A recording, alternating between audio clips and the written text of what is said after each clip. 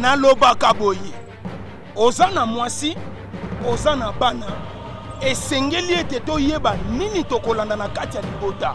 ABC1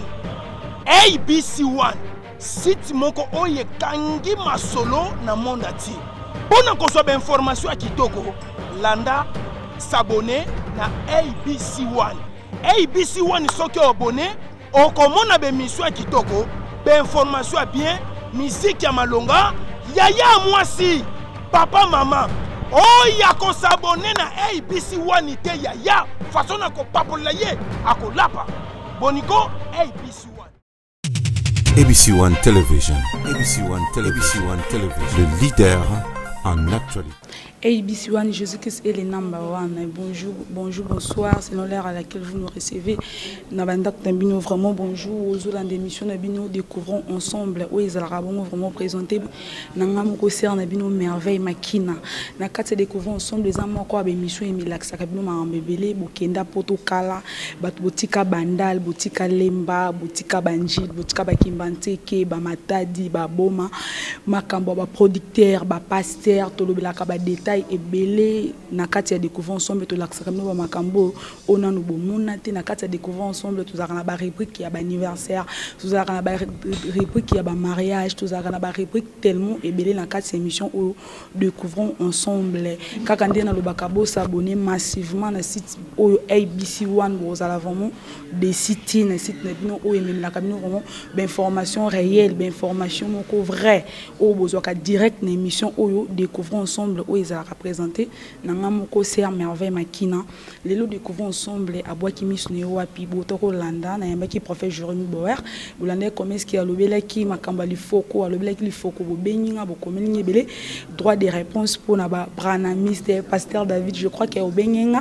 na contacter prophète Jérémie Boer comme ça débat et causala kaka cadre découvrons ensemble oyo tu ambi pour na bino moko ya musel na nzambe na yeto komeka un peu kobeta masolo ya ba manteau tout le blempe ba manteau tout le blempe makamba ba père spirituel est-ce que izo kaka obligatoire pasteur abimana azana papa moli moto obligatoire ti nzambe ya ba papa nzambe ya pasteur tel nzambe ya papa intel est-ce que izo obligatoire manteau moto ko utiliser pe câble ndé to mona lo to koma na ba câble bat bazana ba bola tabana ba boucle l'oreille bazana ba pochette non bat bana bloqué belé ou izo représenter manteau na yende to komeka mpe Kosolo l'a expliqué, bisouazam Nzambe moko nene azam Nzambe yanguya, c'est un papa pour moi, je l'aime beaucoup vraiment.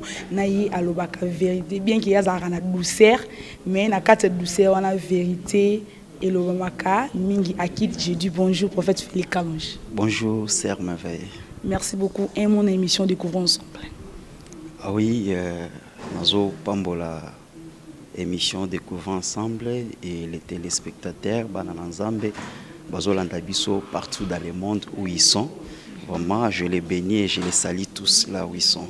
Merci beaucoup. Kaka na émission au Découvrons ensemble. Tous en ba rubrique ya ba anniversaire.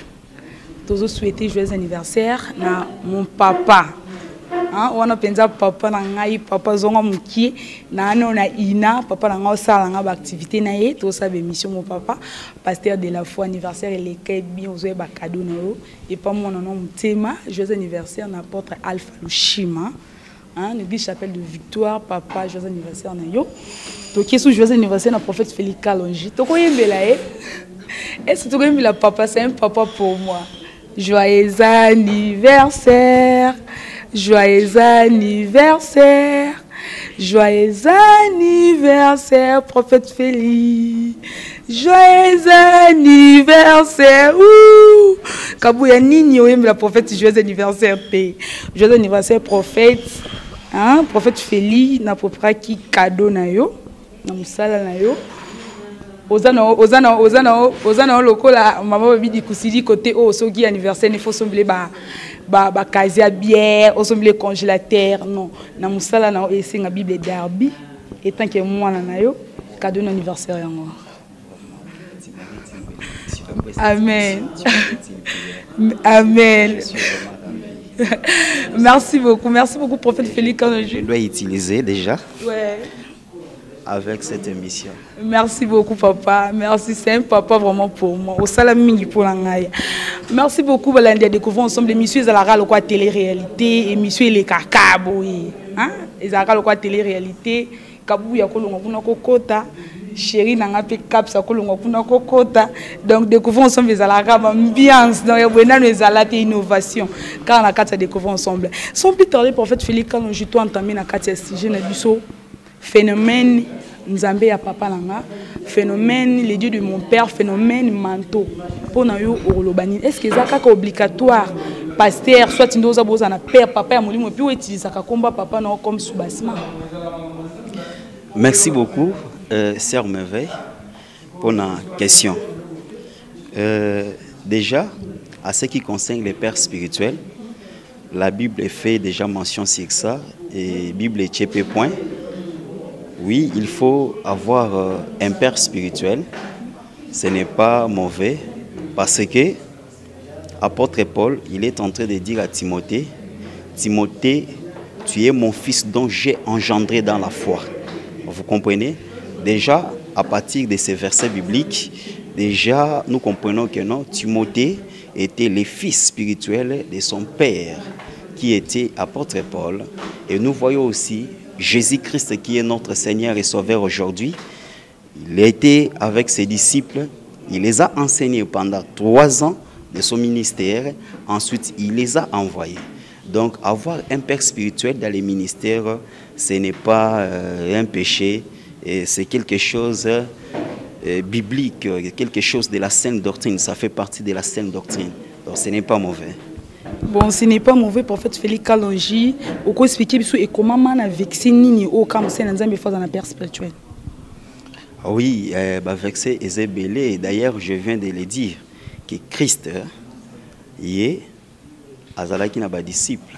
Il était leur père, il était leur maître, il était leur enseignant. Il les enseignait. Vous comprenez? Et après les avoir enseignés, et s'il y a raté, Tindi Bango na Moussala, et jusqu'aujourd'hui, ils continuent à les enseigner. Donc, ils sont toujours sous tutance, il y a maître na Bango Azalaki, Jésus-Christ. Pe Oyazati Lelo Jésus-Christ. Et comme je venais de dire aussi encore que non, apôtre Paul nous dit, Timothée, tu es mon fils dont j'ai engendré, dans la foi. Vous comprenez?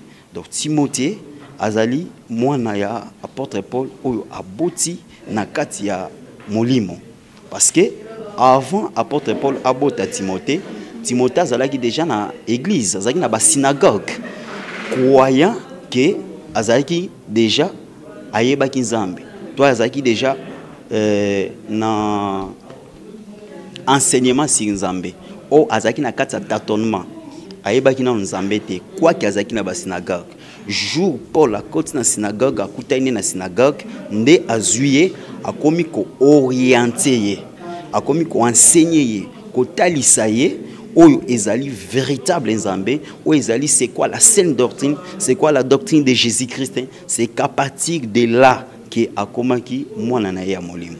Et à part ça, surtout qu'en ancienne alliance, nous voyons aussi les hommes comme les Élie, azaki pe na enfant spirituel naïe, Élisée, vous comprenez? Donc les versets sont vraiment nombreux. Merci, les versets sont nombreux. Maintenant, prophète Félix Kalonji, question de savoir. Élisée, tant que bakabwani na Élie, liboso mère, tant abambi, comment on appelle ça, manteau wana. Abambi ma eseni et fuma minde kaka Elias salaki. Maintenant, est-ce qu'il y a un temps actuel, tu peux utiliser manteau wana comme ba veste, comme ba câble, comme ba pochette? Nous expliquer par rapport à là. Si vous utilisez ici, il faut que vous combo ya papa noya molim. Vraiment, merci beaucoup. J'aime cette question. Ça réjouit mon cœur. Sœur Merveille, aujourd'hui, tant que nous sommes dans la période de Élie, parce que au Lobiango, nous sommes dans la 2 Rois, chapitre 2, Kokita, Élie azana on a Élisée. Vous comprenez? Élie, azana Élisée, aïbisi Élisée, tikala awa parce que Nzambe a tindigan la Gilgal. Élisée a dit, l'Éternel est vivant, je ne te laisserai pas.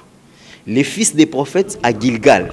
Donc Élie a tamboné Élysée, bazo mona Élie na Élysée, mais bata la bango kaka, basali le côté.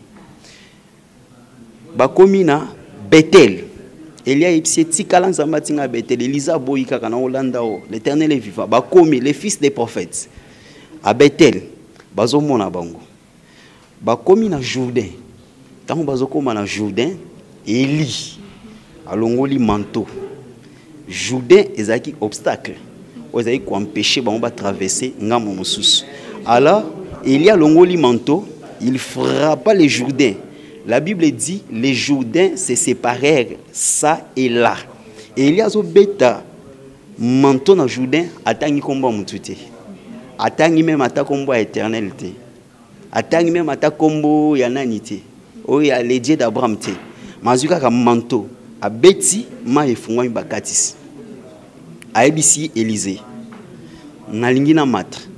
Mais sengange loko moko na tikela Élisa ebisi o nga na lingo tikela nga ezaka double. Ezaka double portion ya esprit na yo. Élisa lobi eza chose difficile. Elia lobi eza chose difficile mais soki okotala ndenge na nettoiement allez okozwa yango.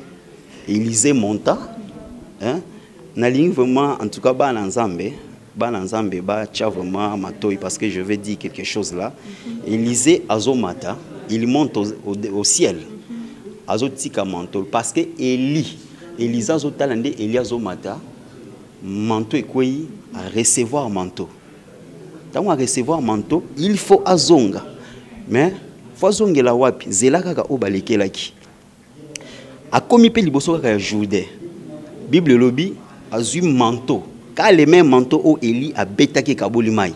Il a a beti mai kabonite. Mais pourquoi? Pardon Sikana, je sais pas, c'est un peu compliqué quoi. A beti mai kabonite. Quand est-ce qu'a betaki mai kaboni? Ayeko beta mai, a beti mai kabonite. En d'autres termes, mai est société. Parce que pourquoi mai est société? Parce que ye azo beta mai akoki ko beta mai pe ko kabola mai na force na yete na makasi na yete na nguya na yete o mai bakabola kayango na nguya ya muto ya mataki donc a beti mai kabwani te il faut attendre mena kombo alobi où est l'Éternel le Dieu d'Élie donc kaka alobi où est l'Éternel le Dieu d'Élie directement mai kabwani Katisi. Or, Élie c'est qui? Pourquoi Élie a bêta qui atteint un combat l'Éternel? Mais hier, Azo bêta fois atteint un combat l'Éternel. Les dieux d'Élie. Parce que Élie, Aza ombre. Élie, Azo représenté l'Éternel Yemoko. Élie représente Zambé Yemoko. Or, Zambé, Yé, Aza natina autant un combo Eza Likolo na été. Parce que Likolo en Zambé, Moutoumso Azate. Donc, pour ça, le miracle, c'est pourquoi Jésus ne faisait pas miracle. Par lui-même, il fait les miracles. Vous comprenez? Maintenant, Élisée comme Dieu, Élie comme Dieu, Élisée comme les ministres de Dieu, les ministres de la parole, comme tout homme qui a réussi les ministères de la parole. Navinaye, ava akabola mayo eza Jourdain, ava absala miracle, avant assembler la bana nzambe. Azali komona te azali mokufi miso asambeleli miso efungwami il faut attendre kombo ya muto amataki. Oh Élie dans l'ombre c'est lui l'Éternel, dans la réalité biso toyebi mutu moko amataki ezali Jésus-Christ. Donc Élisée azotanga kombo ya Éternel le Dieu d'Élie, à l'ombre c'était l'Éternel. Maintenant chez nous dans la réalité c'est le nom de Jésus-Christ. Élisée comme un enfant de Dieu, donc tout ministre de Dieu ne doit faire les miracles qu'au nom de celui qui était monté. Celui qui était monté, c'était Jésus-Christ. C'est pourquoi tel que je suis là, attends ensemble les moni miracle, les ana nguya na ngati. Les ana nguya ya oamataki. Les ana nguya ya Jésus-Christ. Maintenant nous allons répondre à la question tout ninga manteau ezanini. Est-ce que tu go saler la lelo ba manteau parce que tout le monde ba sanza ba saler la ba câble, ba saler la ba bague magique, ba nini non. Les manteaux qui descendaient là, c'était l'esprit que Jésus devait donné aux disciples.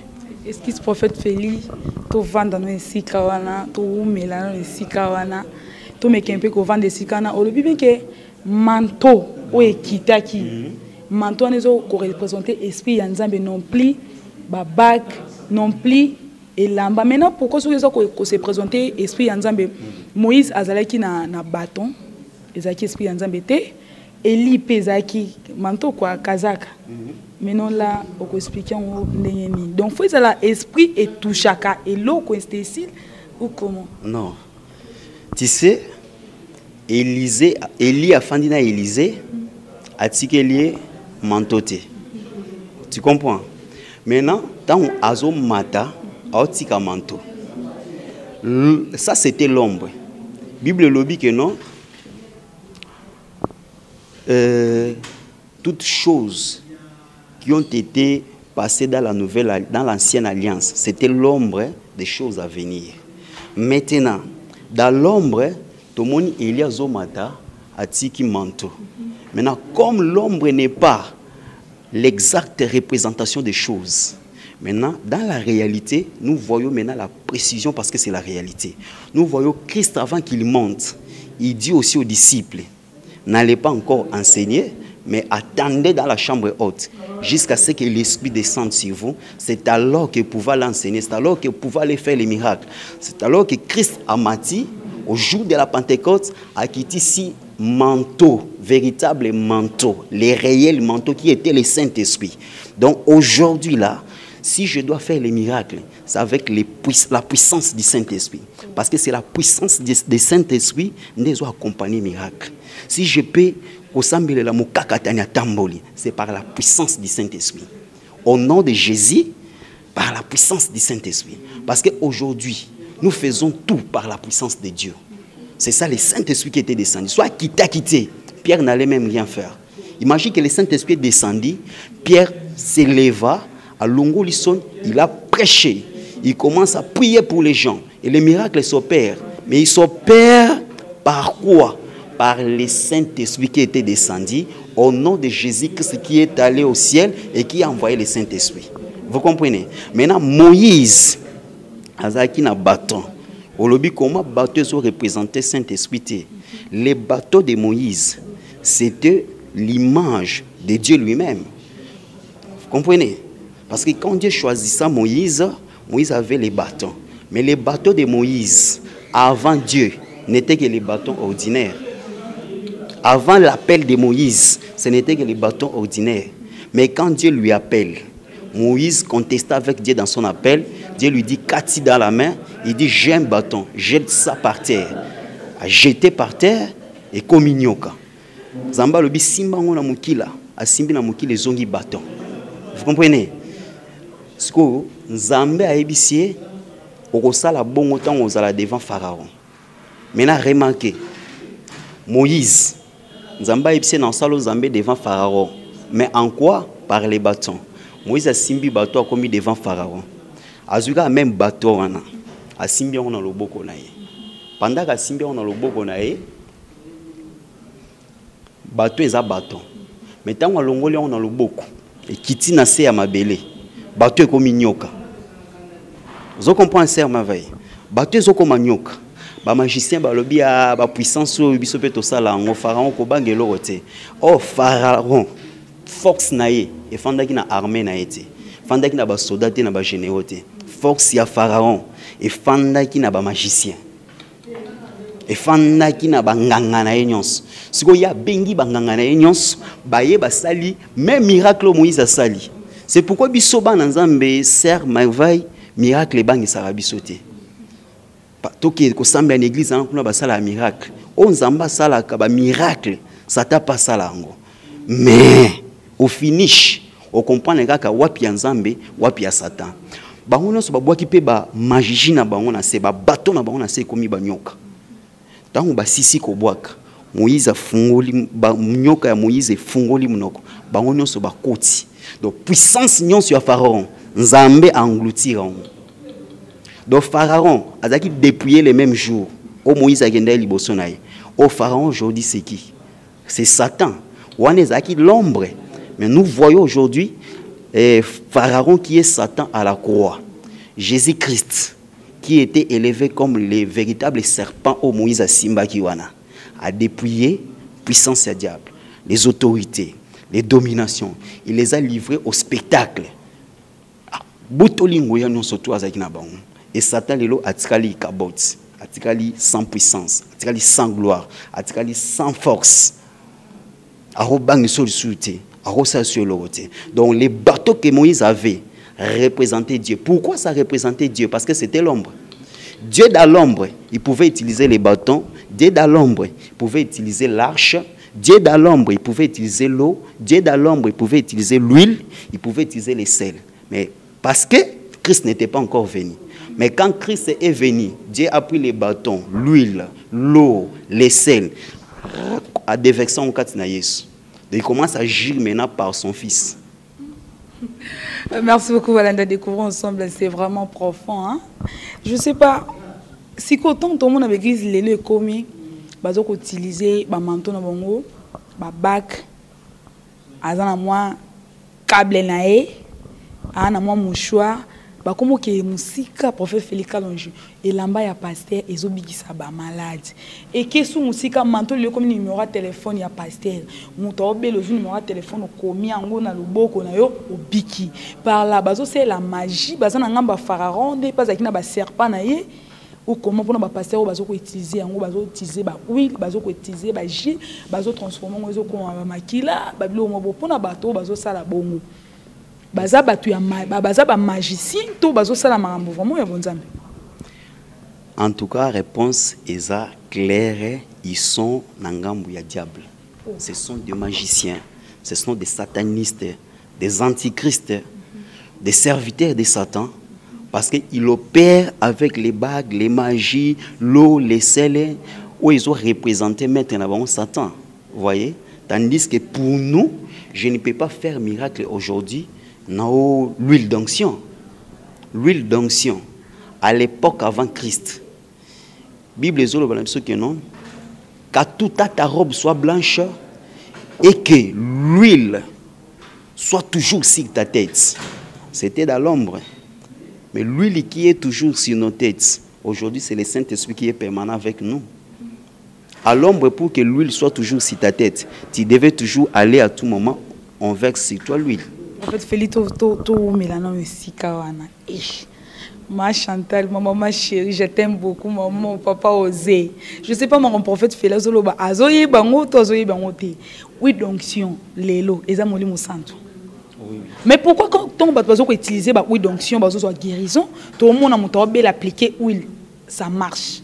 Moutobé la zui baki ya pasteur ça marche. Moutobé la zui lamba pasteur ça marche. Maintenant yo contredire en gros. Bible en gros le bi nyonso e komami na kata Bible et servir biso comme exemple. Ce qui manteau ya Eli esunga ki Élisée. Mais pourquoi pas manteau ya pasteur Mimi Mapata esunga te et lamba Mimi Mapata kangola te. Sœur Merveille, vous devez comprendre ce que le bi que Bible le bi c'est quand même c'est biso un exemple. Car même Bible wana le bi que non.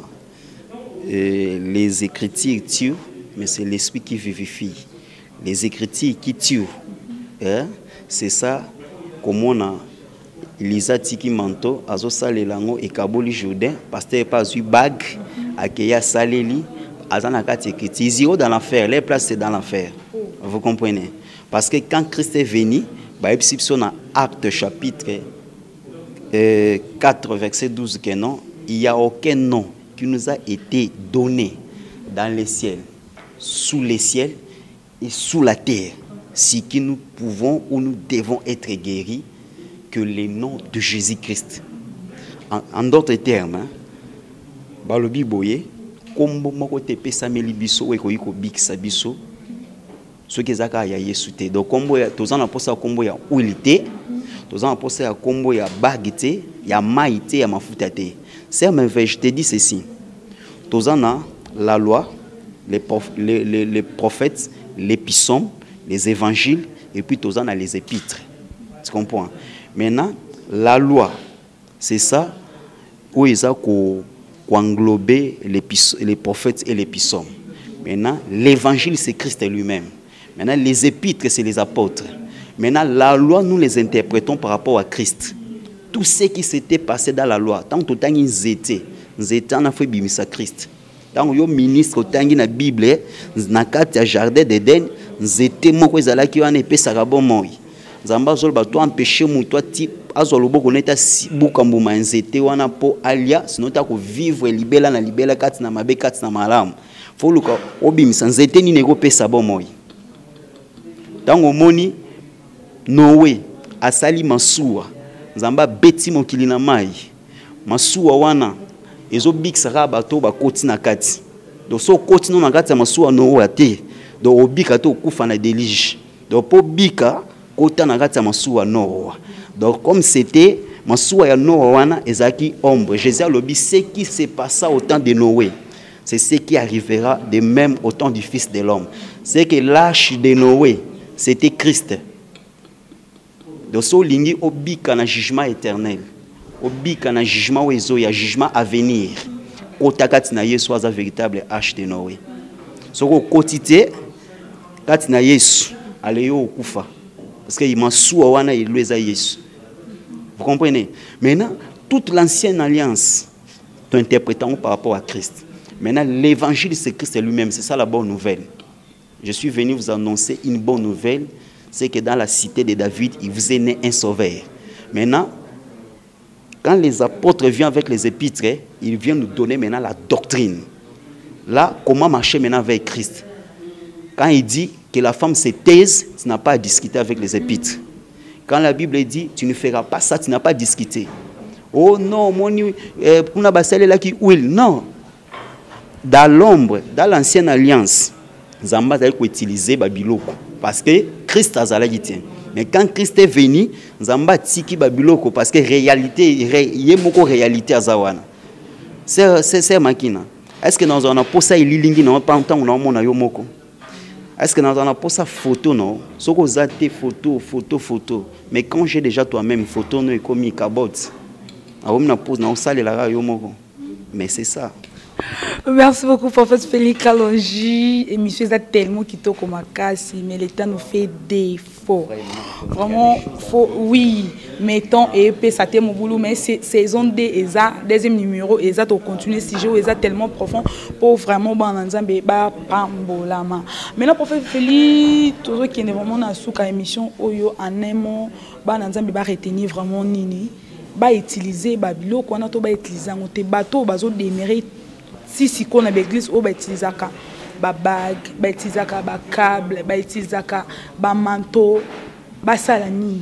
Et puis inconvénient nango ezanini anemo. Non, mais inconvénient est ça ce que je viens de te dire. Avec les apôtres, on ne discute pas. La Bible dit, nous avons été fondés sur les enseignements des prophètes et des apôtres. Quand on dit des prophètes, c'est-à-dire la loi, des apôtres, c'est-à-dire la grâce. Vous comprenez, nous sommes édifiés si les deux sacerdoces-là. C'est la loi et la grâce. Donc, si on a la loi, on a la grâce au bicate. On a la grâce loi au bicate. Il faut que nous soyons balézal. Voilà pourquoi on a dit, dans la arche de l'alliance, il fallait bâtir des tables de l'alliance qui expliquaient le temps de la loi et le temps de la grâce. Qui expliquaient Israël et l'Église. Vous comprenez? Donc, les enfants de Dieu doivent saisir ceci. Au bazar, dans la katia biyambawana. Au salaire ba manteau, ba pasteur au salaire ba magie, ba huile, ba nine. Et puis plus loin encore, ils ont les loro moko musene nzamba lobi et comme manteau initiation comme faut papa ndetinga na mwana no boye pa papa na nga molimo faut initier nga onction ekota na nzela sexe. En tout cas, je sais pas même comment appeler ça, je peux appeler ça la sorcellerie pure et simple. Vous comprenez? Donc balanzambe ba bima. Aujourd'hui, c'est à merveille. Maintenant, ceux qui s'y connaissent, au salé la huile, au salé la huile, au salé la huile, et arrivé que huile est sili. Aux qui na transport beaucoup, t'as un événement, t'as la boya huile est sili. Si vous mais obligé parce que huile est sili, vous comprenez. Tandis que Jésus aussi l'a été, il nous avait dit, je serai avec vous partout jusqu'à la fin du temps. Donc, quand aux autres traverser la période, nous avons tout causé. Na kati ya mayo zanaï, na avion na mi pepo zanaï, obstacle tout egoya, ce qu'on invoquer Jésus. D'ailleurs, il était qui? Quiconque invoquera le nom du Seigneur Jésus sera sauvé. On n'a pas dit quiconque invoquera le nom d'huile, quiconque invoquera le nom de manteaux, de qui que c'est, le nom de Jésus sera sauvé. Pierre a éprouvé qu'il y a danger. Bima landanga ina mai, abimi alanda ye boye akotisi kobanga bandi kozinda azozinda nzamba watala ye azozinda nzamba watala ye tango raisonner vexé bible lobi a crier mamoko Jésus Christ sauve-moi abeleli kombo nani na minute na je te dis so abelela yi kombo ya huile même ata abelela yi kombo elamba Jésus alataki anga kufa yoza posa ba elamba ya Jésus te parce que Jésus azawana donc babima na kati ya babiyamba wana babima na kati ya babiloko wana poete babika sinon leur place est réservée pour eux à l'enfer na bango na ba pasteur wana alors pona ko sauver bana na nzambe il faut bana na nzambe babima na babiyamba wana oyo bazo salela babiloko wana nyonso en tout cas il y a des choses à dire c'est merveille je crois avec la grâce de Dieu to zo attendre sur repasser émission numéro de téléphone est ali plus 243 89 84 88 443 89 84 88 482. Voilà mon numéro. Merci beaucoup, prophète Félix. Merci beaucoup, on a découvert ensemble. Je crois qu'il n'y a pas à commenter, il n'y a pas à combattre ça. Prophète Félix a été clair. Bien tout ensemble dans l'église où utiliser un manteau, où utiliser huile, où se retrouver dans quatre mutuka au bossa qui où le mena trop ceux qui na huile au bossa na websanga au bika to bika te. Bon tout découvrir mon prophète Félix le bien et bien qui m'a le baiser belé les temps nous fait défaut. Torobandela sous vraiment émission oyo na pesi merci mingi premièrement na mon Dieu tout puissant ou apesi nga sous ma kasi force na les kasos bomo na ngai sous lilo c'est Marvin Makina na présenter une émission na bino kitoko oyo na pesi merci na équipe technique qui travaille na là je vois Kabuya hein, de tous les temps Kabuya cordon Jimmy les na le bien les tobé voilà te ma casse na le bien cordon Jimmy ma maman chérie Maman Chantal, maman je t'aime beaucoup, maman, papa Osé, André Caprice 33, hein? Mes parents, je vous aime vraiment beaucoup. Merci Mingisou Tobo, ça n'a été un espace, il y a bien, bana poto, plus 1, plus 44, plus 244, Rende, Boya, Kakini, Boya, na place au vendre bien auberge qui toque au Will Palace, autrement appelé vidéo. Auberge, moko, il y a bien, dans la chambre, il y a propre, restaurant, bar, terrasse, boîte, donc. Et ça n'a son boss Willy Lou Katala boss Willy Lou Katala Maku hein boss Willy merveille makina yeyo hein ozuli banga honorable Dakingoma ingénieur Doudou Kakutalwa yaya nanga ya mutema oya côté sipina petit na kata ma solo champion Newman hein ya nanga dedans on a pina ya ndaku ya palin vraiment merci beaucoup na ya nanga motema espérant kasongo hein merci beaucoup pasteur Moïse Mbié pour l'invitation braza on arrive hein merci beaucoup pasteur merci beaucoup na chérie nanga motema caps hein on a fait ça Aza awa caps merci mingi na yo merci mingi na balandi nyonso émission oyo découvrons ensemble toloba awa na émission oyo Yesu Masia biso abonzambe bo s'abonner massivement na site oyo bozala vraiment des sites na lo bakaso ki bozana ba suggestion bozana ba remarque bozana ba makambo beli ko komela biso bo hésiter kate ko komela biso na plus 243 89 55 55 675 bo hésiter kate vraiment na ko komela biso awa na ABC1 bonzambe nde bonzambe awa na ABC1 Nzambende champion. Bayo. ABC1 Television. ABC1 Television. Le leader en actualité.